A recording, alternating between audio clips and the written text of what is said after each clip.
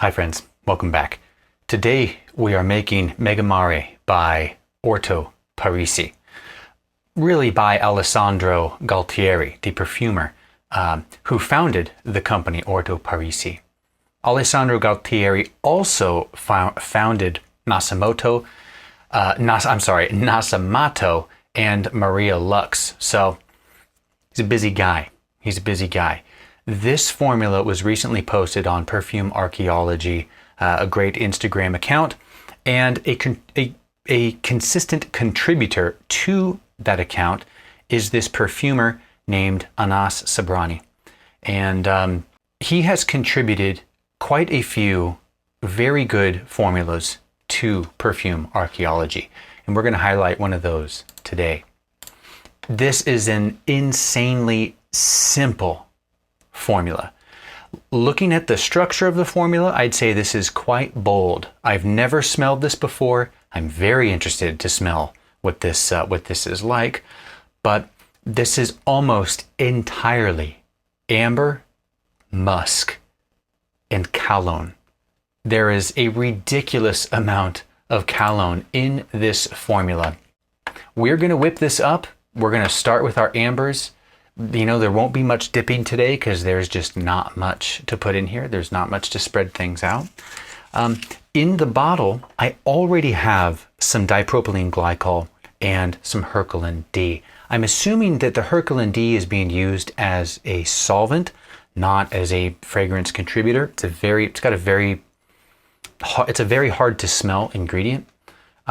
And the dipropylene glycol, of course, it's used as a solvent. Now, DPG was not an explicit line in the formula. I assumed that because the formula that was provided did not add up to 1,000, it added up to like 830 something.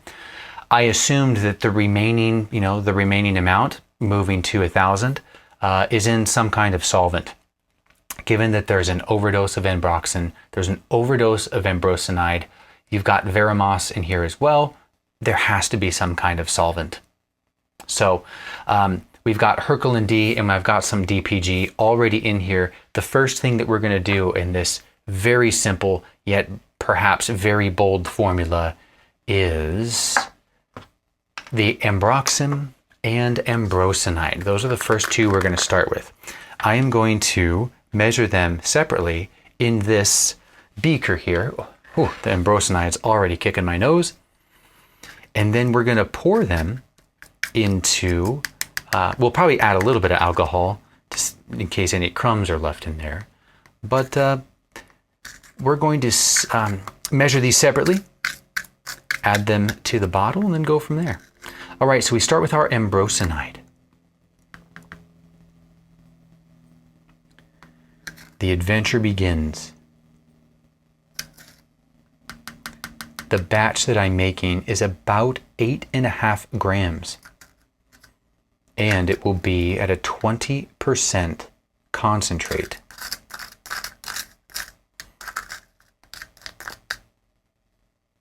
I put it at a 20% concentrate. I didn't know, I don't know what the actual concentrate is for the actual juice. Again, I've never smelled this juice before. But given the amount of Timberol that's in the formula, a 20% concentration gets this fragrance formula within IFRA guidelines. All right. Ambrocenide, done.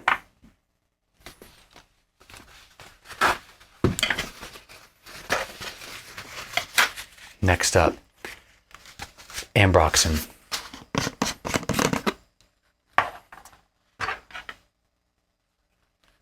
Whew, love the smell of Ambroxan coming out of this bucket here. And I should probably use why don't I use a slightly bigger spoon? I don't know why I'm using a small spatula.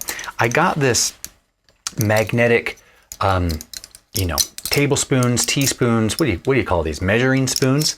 I got these and they are fantastic. So I'll just pull out one of these guys. We got our half teaspoon.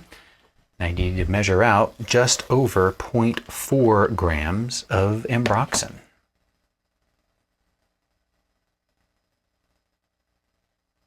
Okay, don't be shy, Ryan.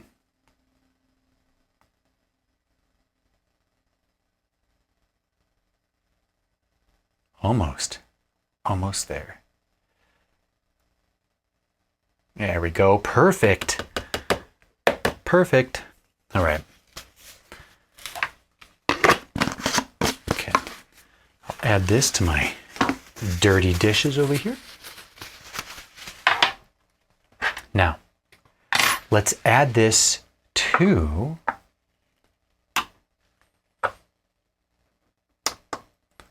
add this. Oh yeah, I'm gonna get some crumbs, some crystals left over in here, so I'll add some Perfumer's alcohol, but that's all right. All right, here we go.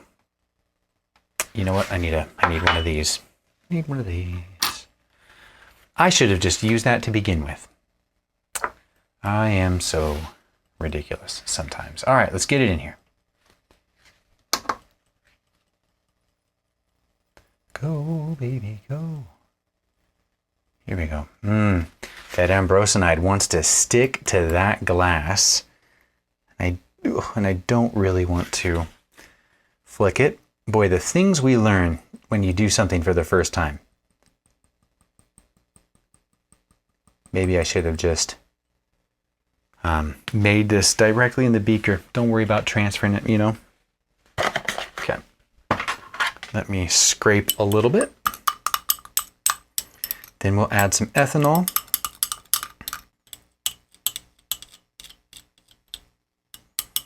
All right, let's add a little bit of ethanol here. Ethanol is part of my formula. In order to get this down to a 20% concentrate, I needed to add a little bit of ethanol. So there's gonna be no harm in adding a little bit. What I do is just add it to the edges. Helps pull some of the crystals down.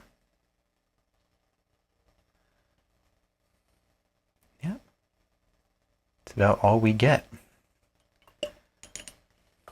It's about all we get. Might give this a second, just let that dissolve.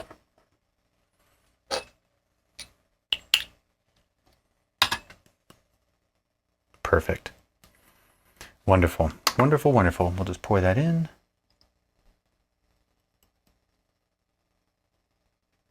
Okay. Easy peasy, lemon squeezy. Wipe. Put that in the dirty dishes. Dirty dishes. All right. Next up, we have Ambermax 50. This is a 10% dilution of Ambermax 50.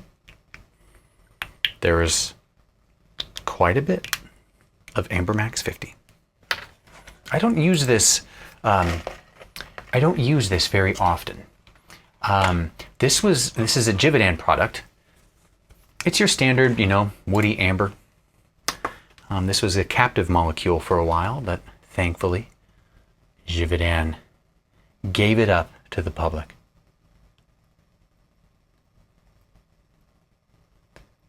Okay, we're almost there.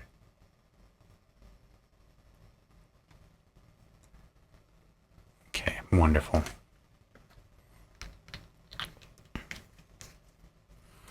I'm not even going to be able to dip because this is not going to be dissolved. We'll keep going. Timberol. Timberol, Timberol. This is the same molecule, just a different isomer as norlimbinol and caramel. It's a bit softer. It's not as aggro as norlimbinol. It's not as aggressive. It's a bit softer. To my nose, it's a bit drier, what would I say? A bit more leathery. Those are the notes that I took at least a few months ago when I was doing a review of these three molecules.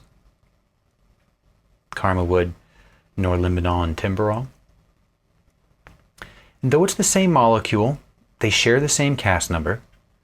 Be wary about substituting timberol for norlimbinol or vice versa if you see one of those ingredients in the formula. You can probably get away with it. Actually, you can get away with it. It's no big deal. It's perfumery. You'll figure it out. But, you know, this is one occasion where I'd say that the isomers are different enough where if you put in norlimbinol instead of Timberol, it just might be a little strong, might be a little forward.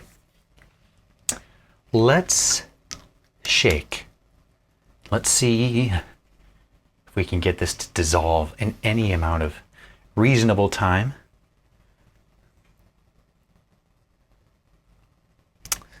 Otherwise, we'll just keep putting stuff in. Yeah, it's going. But you know what? We've got our ambers in here. Let's just add kind of the other standard base molecules. Methyl dihydrojasminate or Hedione. We'll add our Evernil and then let's add our musks. Why not? And then by that time, all of our Ambroxan, Ambrocenide should be dissolved. Let's do our Hedione. Got my Hedione 50 here, handmade, 50% dilution, and there's really not much Hedione. Though I suppose you don't need much Hedione when you've packed as much Calone as is in here. I made, actually, for this formula, given how simple this formula is, I made 3 new dilutions. I did not have Calone at a 10% dilution. I only had it at a 1% because that's all I ever use when I'm putting together formulas. I had to make a 10% dilution of Calone. Then I had to make a 1% dilution of allyl caproate or allyl hexanoate, and I made a 1% dilution of Iralia or N-methyl ionone. So the ratios and proportions of this formula are different than what I'm used to using. Ambrettolide. This is a very interesting formula for another reason. It uses expensive materials. Ambrettolide is one of the more expensive musks you can use. Ambroxan isn't really cheap. It's not really cheap. Ambrocenide is straight up expensive. And there is a lot of these materials in this formula. Next up, Cashmeran. And then I think after this, we should be good to go. Oh no, I'm sorry, I need the Evernil. Didn't do the Evernil yet. So we'll do that too. All right, Cashmeran.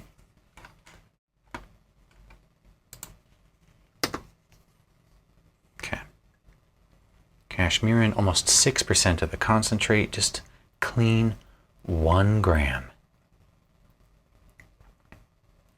Definitely more of a mid note than a base note. You could classify it in the musk family.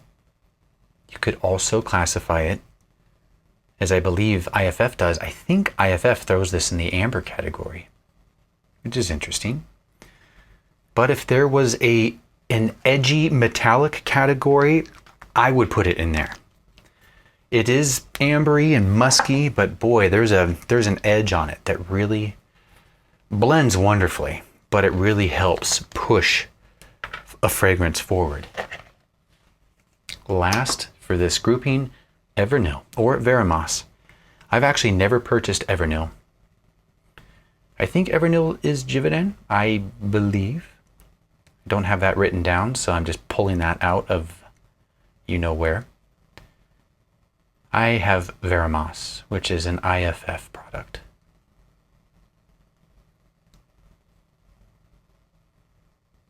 Okay, good. Wow, it took me so long. It started to evaporate a little bit on the pipette. What's interesting about my materials where I use powders is, or where they're solids, is that they evaporate. You know, it gets a little wet here with the juice and then it evaporates and then you're left over with the crystals. This happens with vanillin, ethyl vanillin, Ambroxan, you know, a lot of stuff. So occasionally I've got to clean off the rim. Okay, friends, let's do this. Let's do this. And we're not going to do too many more.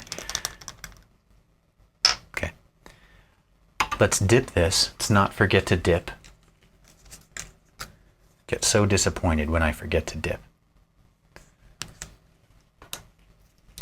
All right, we're just going to put base. 1. Let's continue with these base notes. We got patchouli. With the woody notes, I mean. We've got patchouli, and then we're going to do some cypress. First, patchouli. This formula just called for patchouli. Didn't call for patchouli dark, patchouli light, patchouli aged, double aged, Indonesian, Indian. It did not call for any specific type. Patchouli heart, patchouli cure, patchouli SFE, whatever. Just patchouli, so use what you got. And then last up, cypress. Cypress, woody, if you could call patchouli woody. Some people put it in an herbal category because it's, kind of stands on its own. Cypress is woody, but woody from the perspective of the leaves and the pine needles. It's got a nice freshness to it, but you still get some of that pining. All right. Thank you, patchouli and cypress. Now we will dip this. I'm going to shake, I'm going to dip, and then we're going to do our florals.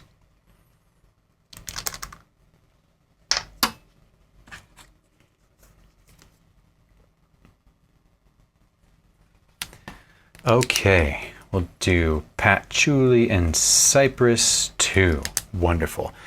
All right, the florals.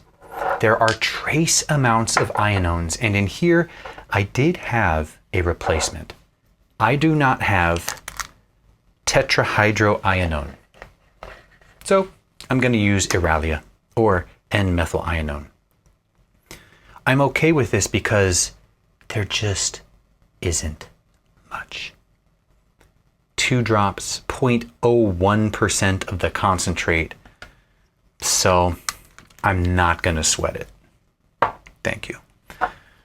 Next up, Ionone Beta. There's even less Ionone Beta. I'm using a 1% dilution of Ionone Beta, and even then, I need 1 drop. And 1 drop might be giving me 20% too much, 40% too much. That's okay. All right.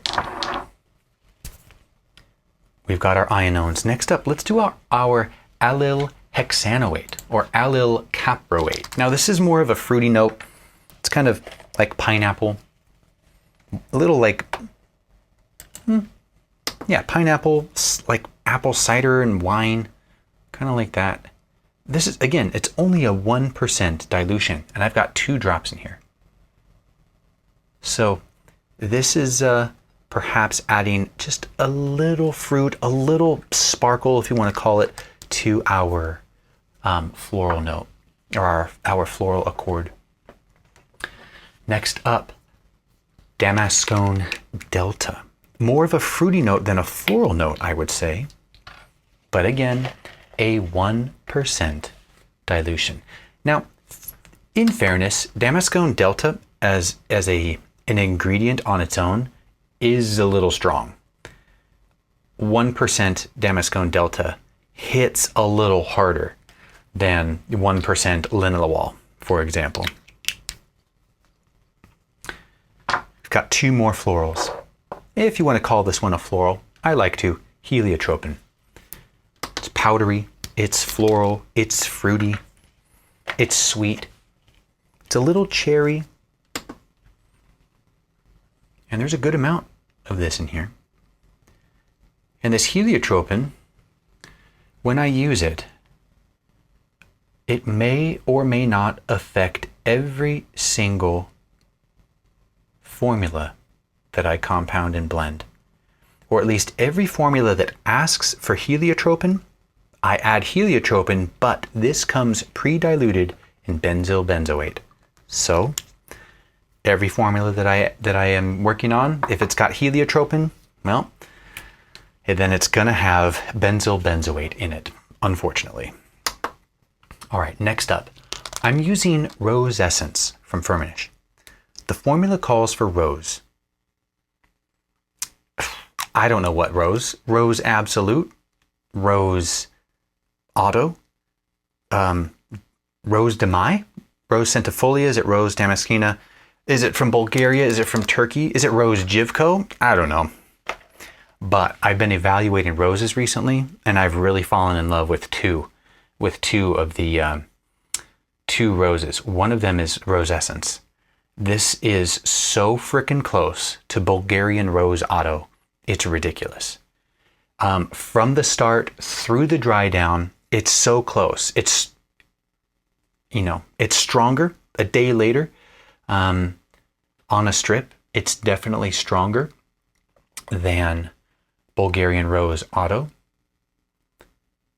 And might be a touch more linear, but boy, it does a good job. So we're going to use this. Rather than using real Bulgarian Rose Auto or Bulgarian Rose Absolute, we'll use Rose Essence. Okay, friends, we're going to shake. We are going to dip. Remember, when I dip, you dip. We dip. Wonderful. I'm going to write down florals. And then, friends, we just have the Calone. And let the games begin, because this Calone, it's 2%. No, yeah, it's 2% of the concentrate. It is 0.4% of the end product. But 2% of the concentrate in Calone, boy, you're asking for trouble. You're just asking for trouble. So I'm really excited to smell this.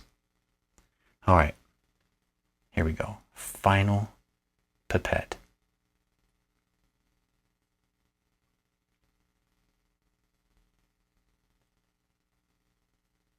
Don't want to overdo it, though at this dose, I doubt an extra drop is going to make a difference. Actually, I know an extra drop won't make a difference, but still.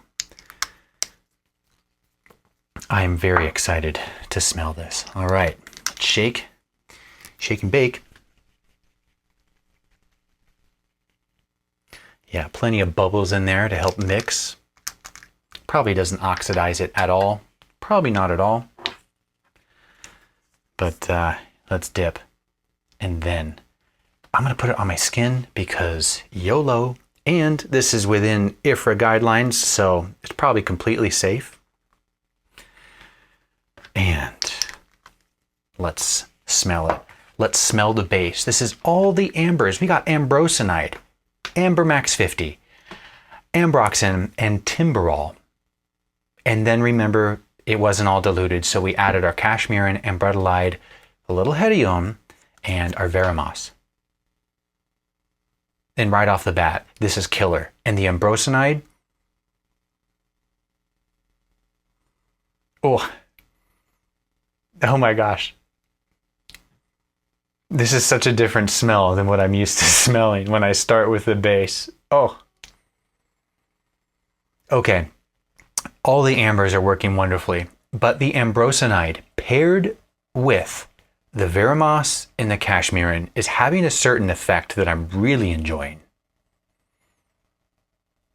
It's got this woody, bright liveliness that is that's really enjoyable. Next up, we added the Patchouli and the Cypress.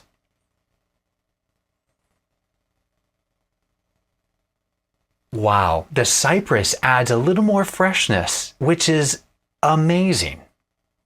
And the Patchouli, it adds patchouli. You can smell that there's patchouli in here. It adds a little heart to it.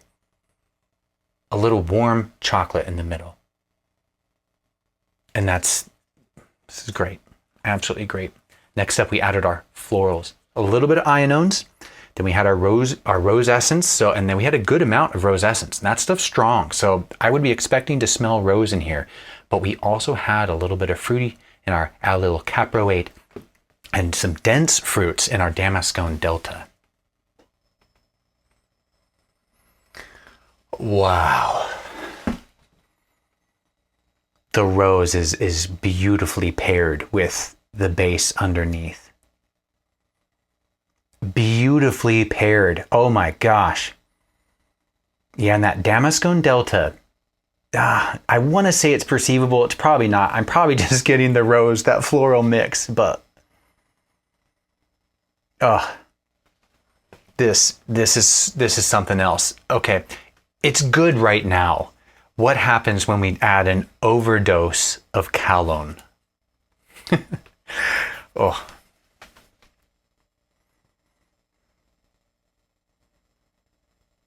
Interesting. I'm having a hard time putting words to what I'm smelling. Because here I smell amber, I smell rose, I smell the nice florals. I smell a cypress freshness at the top.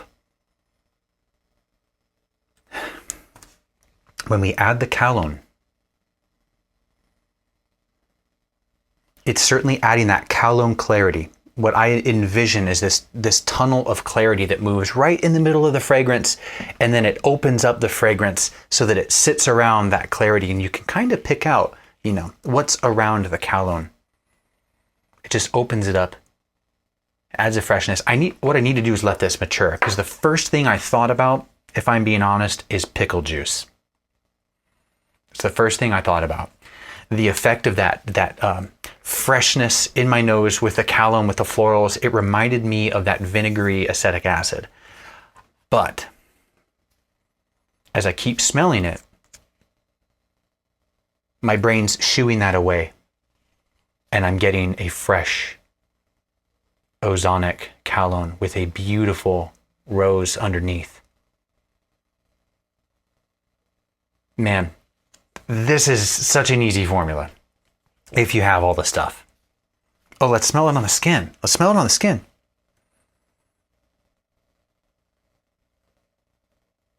This is great. This is fantastic.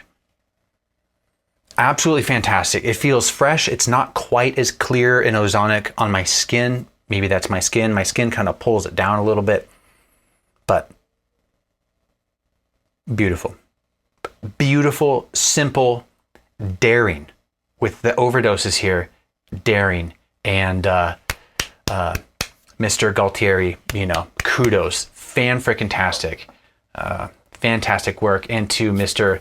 Anas Sabrani for, doing the GCMS analysis and posting this and sharing this with Perfume Archaeology. Thank you.